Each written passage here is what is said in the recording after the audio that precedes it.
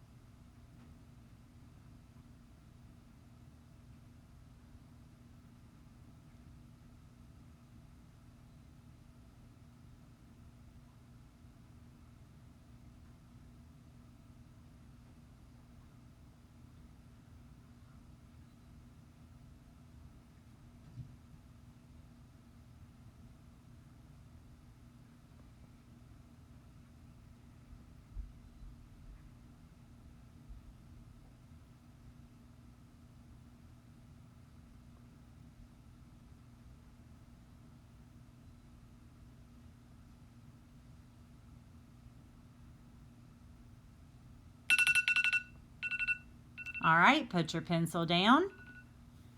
Have someone in your family go over these and check them for you to make sure you got the right answers.